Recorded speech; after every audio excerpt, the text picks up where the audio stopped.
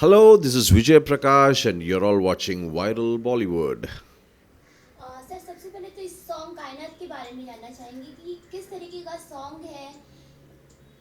ये एक romantic number है जो जिनके बोल लिखे हैं मनोज मुंतशिर जी ने बहुत खूबसूरत लिखा है और मैंने खुद कंपोज किया और गाया है। और इसका जो वीडियो है वो मेरे ख्याल से इसकी सबसे ख़ास बात है कि my wife actually shot this video on a iPhone and जो अब लोगों ने इतना पसंद किया है जिन्होंने भी देखा है। So I think it's just a combination of good creative energy. कैसा रहा ये गाने की पूरी जर्नी शूट करते टाइम। वैसे मतलब सच कहूँ तो मैं वैसे बहुत सारे आर्टिस्ट के लिए म्यूज़िक डायरेक्टर्स के लिए गा रहा हूँ जो मैं बहुत इन्जॉय करता हूँ। और उस सफ़र में मैंने काफ़ी सारा बहुत सारी चीज़ें मैंने सीखा है बहुत सारे लोगों से। म्यूज़िक डायरेक्टर से वो चाहे रहमान साहब हो या इளைयराजा जी हों सलीम सुलेमान हो, ऐसे सबके साथ मैंने काम किया है। तो सब ने कुछ ना कुछ तो मुझे दिया है एज ए म्यूज़िशियन। तो वो सब मैंने एक एक साथ उसको इकट्ठा किया और मैंने अपना एक गाना कंपोज करने की कोशिश की। सो बहुत सारे मैंने गाने वैसे किए थे पर पहली बार ऐसा मुझे लगा कि इस गाने को हमको वीडियो बाकायदा करके इसको रिलीज़ भी करना चाहिए। और सफ़र इस गाने की बहुत खूबसूरत रही है, whether it was composing lyrics or doing recording the song or for that matter doing the video। हमेशा आपने प्लेबैक सिंगिंग किया है, जी फर्स्ट टाइम खुद कैमरे के सामने आना कितना डिफिकल्ट रहा वो आपके लिए। नहीं, मैं मतलब मैं वैसे तो बड़ा बड़ा कॉन्शियस हूँ कि अगर मतलब वैसे मैं बोल सकता हूँ कैमरा के सामने। मैं रियलिटी शोज जज करता हूँ ऑन जी तमिल एंड जी कन्नड़, दोनों पे मैं सारेगामा कार्यक्रम जज करता हूँ। पर to be facing the camera as someone to enact something was definitely a little difficult, but thanks to my wife, उसने मतलब उतना कैजुअली शूट किया तो मैं भी बड़ा कैजुअल था, सीरियसली लिया नहीं था। तो शायद उस वजह से एक कंफर्ट है जो लोग देखते हैं उस वीडियो में। So it is not easy to face camera. Hats off to all the actors who emote so beautifully on screen. But I think I enjoyed the process, so जो नज़र आता है वीडियो में। अपनी वाइफ के साथ में ही काम करना ऑन सेट कितना मतलब कितना आसान हो जाता है वो। मेरे ख्याल से ये सबसे खूबसूरत चीज़ है। I tell you why, because of course as husband and wife you travel your life together as a journey. And ये खास कर ये वीडियो जो हम कह रहे हैं जिसकी बात हम कर रहे हैं ये हमने सीरियसली नहीं किया बिकॉज हम हॉलीडे पे थे। हम लोग एक्चुअली असल में हॉलीडे पे गए थे और कोई ऐसा सीरियस हमारा एक एजेंडा नहीं था कि हम वहाँ पर वीडियो बनाएंगे, उस वीडियो को बाकायदा रिलीज़ करेंगे, ऐसा कोई एजेंडा नहीं था। वो हंसी मजाक में वो ऐसे मुझे ऐसे यहाँ वहाँ खड़ा करती थी, हंसी मजाक में उसने कहा कि ये अभी ये लाइन गाना अभी वो लाइन गाना करके, तो मैं भी ऐसी मस्ती में ही कर रहा था। पर उसके बाद जब सारी चीज़ों को हमने एडिट किया और सबको स्टिच किया जोड़ के देखा तो मुझे वीडियो से ज़्यादा हैरानी इस बात की हुई कि my wife is such an amazing photographer, जो प्रोफेशनल फोटोग्राफर नहीं है ना उसने कहीं सीखा है, पर उसके अंदर एक कला है जो वो देख सकती है कि कैमरा के थ्रू क्या अच्छा लगता है क्या अच्छा नहीं लगता है करके। तो it was like a realisation for me of a talent hidden in her which she also never knew और आई ऑल्सो नेवर न्यू। तो साथ में चलने का ये जो मज़ा है कि आप एक दूसरे को जानने लगती हो अचानक उस रास्ते पे। तो आई think I discovered a great talent in my wife that she can be a good photographer. Set पे कभी डांट पीटी कि नहीं इस तरीके से करना है वाइफ से। वो वो डांटना, पहले डांट लगती है, जाते जाते चलते चलते ना वो एक ब्यूटीफुल मैसेज हो जाता है। तो ऐसे वो डांटती तो है बिल्कुल नहीं है। और पर कभी वो कहती थी अरे थोड़ा ठीक से बाल बनाओ, थोड़ा ठीक से ढंग से दिखो, मैं वीडियो बना रही हूँ, तू तो इतना कैजुअल है करके। सो उसने बड़ा सीरियसली लिया था। तो मेरे ख्याल से एक it was a great moment actually when I look back, क्योंकि बहुत ठंड थी। सॉरी, बहुत ठंड थी, इतनी ठंड कि मतलब वो कैमरा पकड़ के ना ऐसे हिलती थी वो।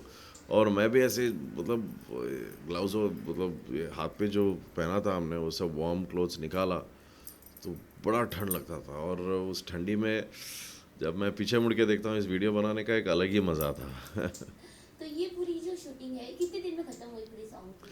नहीं, जैसे मैंने कहा कि हम तो छुट्टी पे थे, कोई शूटिंग का तो कोई हमारा प्लान था ही नहीं।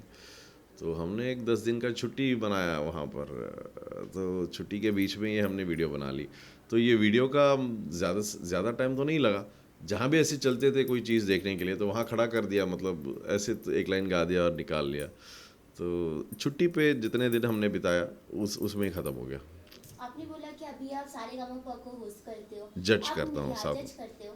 तो स्टार्टिंग में अपनी करियर भी वहीं से स्टार्ट जी किया जी था एज जी। A contestant. तो आज इस जगह पे आके जजिंग करना किस तरीके का एक्सपीरियंस है एंड क्या अलग फीलिंग आती है? नहीं, आई थिंक ये ज़िंदगी का जो सफ़र है वो बड़ा खूबसूरत रचाया है भगवान ने, कि आप जहाँ शुरू करते हो वहीं आते हो पर अलग अलग रूप लेके। सो म्यूज़िक इज़ माई, क्या कहते हैं, music is my under layer of my life, that is the reality. और उसके अंदर बहुत तरह का एक मैंने रूप निभाया है, जिम्मेदारी निभाई है। एक बार मैं उसी प्रोग्राम पे कंटेस्टेंट बन के आया, लोगों ने मुझे सुना, लोगों ने अपनी राय दी, मैंने सबकी राय ली और उस सजेशन को मैंने अप्लाई किया मेरे लाइफ में। तो मुड़कर मैं अभी इस जगह पे बैठा हूँ कि जहाँ मैं अपनी राय देता हूँ दूसरों के गाने सुन के। पर उसका मज़ा ये है कि ना मैंने पूरी तरह से सीखा है, ना मैंने पूरी तरह से किसी को सिखाया है। सब सीख रहे हैं। आप भले कंटेस्टेंट हो या जज हो, you are learning, because when you sing somebody is hearing you and giving their opinion. When you're listening, somebody is telling you something. So it's always learning. आपको फर्स्ट ब्रेक हिंदी सिनेमा में मिला था स्वदेश के जी, लिए, ए आर रहमान सबके साथ में। तो उसके बाद अचानक से आप साउथ में क्यों चले गए? नहीं, ऐसी बात नहीं है। वैसे मैंने इस्माइल दरबार साहब के लिए एक बास करके एक फिल्म आई थी सुनील शेट्टी जी का, उसमें भी गाया था। मैं बहुत सारे जिंगल्स करता था बम्बई में। अभी भी मैं रहता हूँ मुंबई में ही। मैंने 96 में जब शुरुआत की थी, बहुत सारे आपने सुना होगा, पता नहीं आप उस टाइम पे बहुत शायद स्कूल में जाती होंगी। 97 98 में पेप्सी के जो कमर्शियल्स, सॉरी, अच्छा आप खुद ही 4 साल की थी, तो आप पैदा हुई थी 97 98 में। तो वो टाइम पे ऐसा भी नहीं कि मैं कुछ 70 80 साल का बुढ़ा हूँ, पर फिर भी 97 98 में जिंगल्स मैंने बहुत सारे, ये दिल मांगे मोर हाँ करके वर्ल्ड कप के सीरीज़ के जिंगल्स मैंने गाया था। ICICI बैंक का जिंगल शुरुआत मैंने ही की थी। McDonald's was launched in India with my jingle, McDonald's में है कुछ बात करके। सो तकरीबन 3,000 से ज़्यादा जिंगल्स मैंने गाए हैं। उस इंडस्ट्री में मैं बड़ा बिजी था एंड मैं बड़े मज़े लेके वो काम करता था। और इस दौरान हुआ स्वदेश, रहमान साहब ने सुना, एंड जय हो, एक ऐसा एक बड़ा सा एक अनएक्सपेक्टेड रिवॉर्ड, ग्लोरी। तो क्योंकि मैं हूँ साउथ से, क्योंकि मैं हूँ मैसूर से, कर्नाटक, एंड भले मैं यहाँ रहता हूँ पर वहाँ के लोगों ने ये जाना कि अरे हमारा कोई बंदा है जो मुंबई में रहता है और वो ये सब कर रहा है करके, तो बड़े प्यार से सब ने अपनाया और वहाँ इतने सारे एक के बाद एक गाने आने लगे। तो but as a singer I am very happy.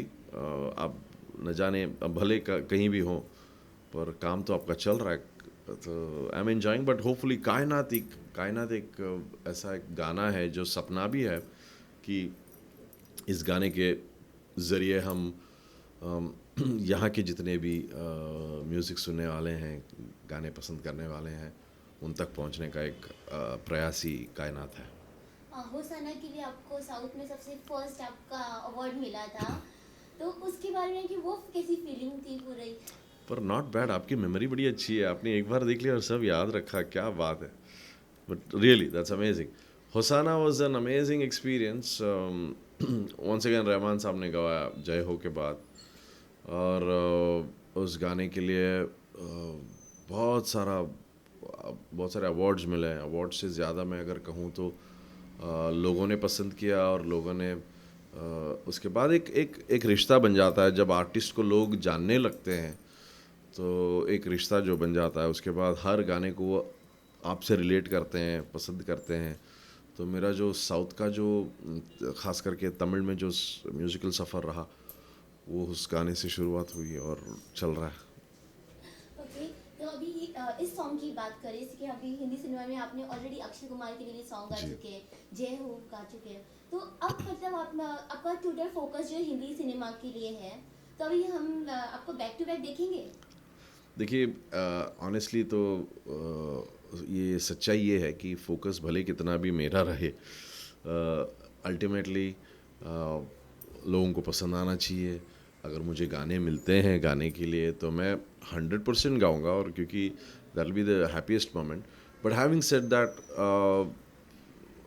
with whatever little bit I have understood about how this whole thing functions, I don't have any such dreams कि अभी बस यही मैं गाऊंगा, यही करूंगा, वैसे ही करूंगा। कोशिश मेरे हमेशा ये रहा है कि थोड़ा चुनिंदा काम ही मैं करता हूँ, बहुत सारा नहीं करता हूँ। सेलेक्टिवली थोड़ा सा काम किया पर उसको अच्छे से निभाया, वो भले तमिल में हो, हिंदी में हो, कुछ कहीं भी हो। कायनात मेरी जैसे मैंने कहा, कायनात एक मेरी कोशिश है कि मैं लोगों तक पहुँचूँ। पर अगर ये गाना अगर लोगों ने सुना, पसंद किया, और मुझे अगर और हिंदी फिल्मों में गाने का अगर मौका मिलता है तो I will be very happy to do that. अगर दो लाइन हो जाए अगर कायनात की। कायनात, कायनात, आज सारी कायनात बांट ले तू मेरे साथ, एक तू मेरा,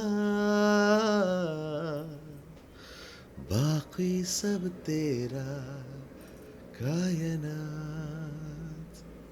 वेरी ब्यूटीफुल वॉइस। अच्छा, जब आपने शुरुआत किया था एज अ स्ट्रगलर और आज की डेट में अगर हम देखने जाएंगे एज अ बिग सिंगर, तो मतलब ये जो पूरी जर्नी थी आपकी, वो पूरी जर्नी कैसी थी एंड क्या अब जाके कैसी फीलिंग आती है, लाइक कहाँ मैं एक स्ट्रगलर था और आज मैं खुद लोगों को काम दे सकता हूँ? देखने का नज़रिया बदलने लगता है। जब मैंने शुरू की थी, बड़ा डर था, क्योंकि क्या होगा, कैसे होगा, लोग पसंद करेंगे, काम मिलेगा, नहीं मिलेगा, पैसे आएंगे, क्या मैं जी पाऊँगा इस शहर में, क्या मैं रोज़ी रोटी कमा लूँगा, क्या मैं अपनी फैमिली को संभाल सकता हूँ, ये होगा वो होगा करके सब डर रहते हैं। एटलीस्ट मेरे लाइफ में था, अभी दूसरों के बारे में तो मैं कह नहीं सकता हूँ। शुरू किया था, धीरे धीरे काम मिलने लगा, थोड़े पैसे वैसे कमाने लगे, कभी घर लिया, कभी परिवार हुआ। चलते चलते चलते चलते एहसास ये होने लगता है कि हम कुछ भी नहीं करते हैं। मतलब देखने का नज़रिया है, everything happens to you and how you react to that makes what you are. तो किसी भी चीज़ से डरने की भी ज़रूरत नहीं है, या किसी भी चीज़ को बहुत लाइटली भी लेने की ज़रूरत नहीं है। जो भी आपके पास काम आता है उसे अच्छे से निभाओ, बाकी सब छोड़ दो, बाकी उसके बारे में सोचो ही मत करके। वो मैंने शायद कहीं अभी उस चीज़ को मैंने लागू कर लिया। So I am tension free about future and very excited about future. जो भी आएगा उसको मज़े लेके करूँगा। एंड जहाँ बात रही दूसरों को काम देने की, मैं ये मेरी खुशकिस्मती मानता हूँ कि एक टाइम था व्हेन समबडी हेल्प मी। अगर कोई मेरा मुझे साथ नहीं देते तो मैं जो कुछ भी हूँ वो नहीं बन पाता। So if I can be an inspiration and helping hand to someone else, nothing like that. बचपन में हम सबकी कोई इंस्पिरेशन होती है, तो आपकी कौन इंस्पिरेशन थी कि नहीं जिनको सुन के आपने सोचा कि नहीं मुझे सिंगर ही बनना है? नहीं, मेरे ख्याल से मैं बड़ा कन्फर्म था मुझे बचपन से ही कि मुझे सिंगर ही बनना है। आई थिंक बहुत सारी चीज़ें had a great impact on me. मैं एक एनसीसी कैडेट था, तो उस सिलसिले में मैं दिल्ली में 2 महीने का कैंप किया। तो पूरे इंडिया से अलग अलग स्टेट से लोग आए थे, गाना अलग अलग टाइप के गाने गाते थे। तो उस वक्त मुझे रियलाइज़ हुआ कि भाई जो मैं जानता हूँ वही संगीत नहीं है, कितना कुछ है, कितने वैरायटी है, कितना कुछ हो सकता है करके। सो उस चीज़ ने मुझे ये एक मन में एक बेचैन सा ये डाल दिया थॉट कि ये नहीं, अभी सीखना है, अभी सीखना है, बहुत कुछ सीखना है करके। आई थिंक उसी चीज़ वो थॉट ने मुझे मैसूर से मुंबई तक खींच ले आया। और यहाँ सुरेश वाडकर जी मिले मुझे, मेरे गुरु, मेरे भाई मैं कह सकता हूँ, मेरे गॉडफादर कह सकता हूँ, जिन्होंने मुझे हेल्प बहुत किया और सिखाया ना सिर्फ म्यूज़िक पर जीवन का एक सीख जो होती है लाइफ का जो सीख होती है वो भी सिखाया. सो चल रहा हूँ. So it's exciting. साउथ के एक्टर्स के साथ में काम करने का एक्सपीरियंस कैसा था आपका? Almost all the top actors, right from Rajinikanth Saab to everyone, I have sung in South. So जैसे सुपरस्टार रजनी सर के लिए मैंने गाया था एक कादल अणुकल उड़म्बिल यतने न्यूट्रॉन इलेक्ट्रॉन उन्नील कर्नल मोत्तम यतने करके एक गाना. तो काफ़ी सारे एक्टर्स के साथ मैंने काम किया वहाँ पर. एक अच्छी बात है कि at least some of them you can have a little personal relationship rapport and एक singer is also treated as a क्या कहते हैं कि as a part of the fraternity and you get your due credit and एक लोगों से वो प्यार भी मिलता है. So अच्छा लगता है.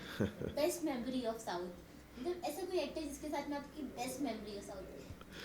बहुत सारे लोग हैं. बहुत क्या कहें.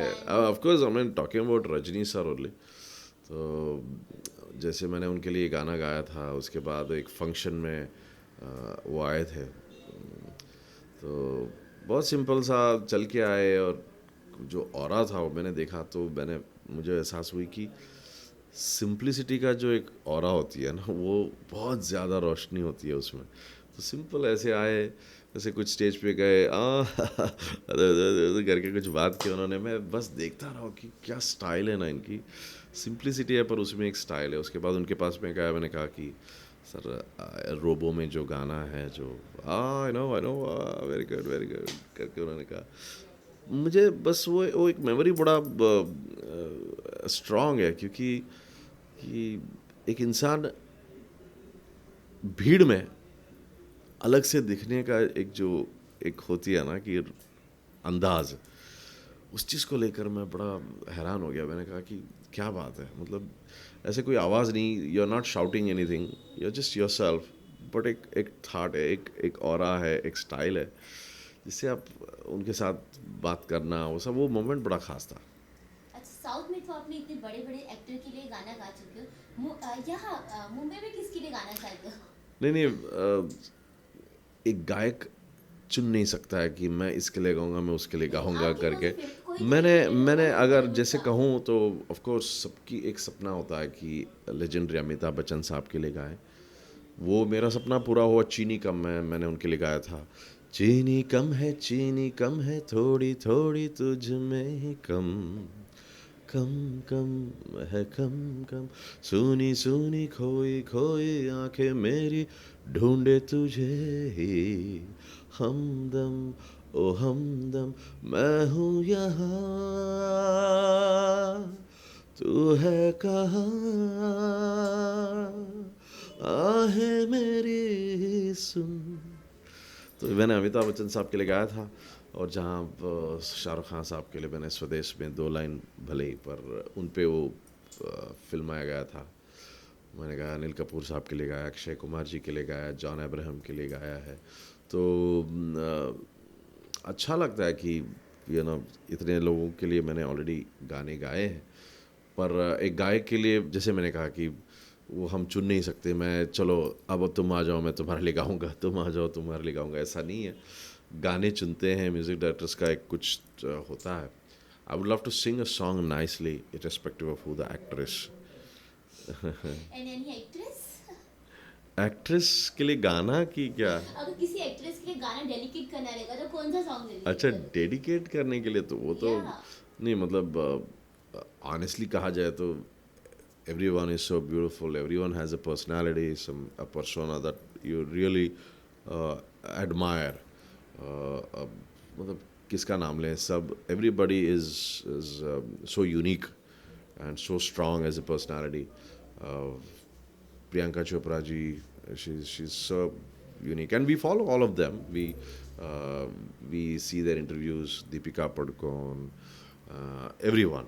So I would love to dedicate to the whole fraternity, to the woman power, what they are, and it'll be an honor to dedicate song to each one of them. Okay, lastly, what's your upcoming project? फ़िलहाल तो मैं सिर्फ बात कहूँगा कायनात के बारे में, क्योंकि कायनात बड़ा स्पेशल है और कायनात सबसे ज़्यादा स्पेशल है क्योंकि my wife shot it on an iPhone and people are loving it. So and गाना लोगों ने पसंद की है। सो एक तो पैरेलली जो फिल्म के जो गाने हैं जो मैं गा रहा हूँ, शोज़ में कर रहा हूँ। I am doing a lot of tours in September. I am doing Canada, Malaysia and Australia tour, my songs. So वो सब चल रहा है। एंड कायनात के बाद तुरंत we are planning to come out with more songs. So जो मैंने मेरे वाइफ को ब्लॉक कर लिया कि अभी तू ही शूट करेगी मेरे videos. She is also excited. So yeah lot of exciting things.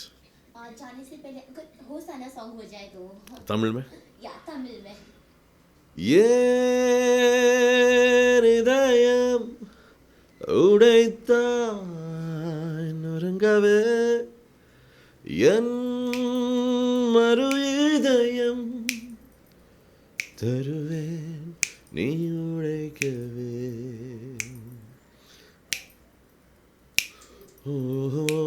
அந்த நேரம் அந்தி நேரம் கண் பார்த்து கந்தலாகி போன நேரம் ஏதோ ஆச்சு.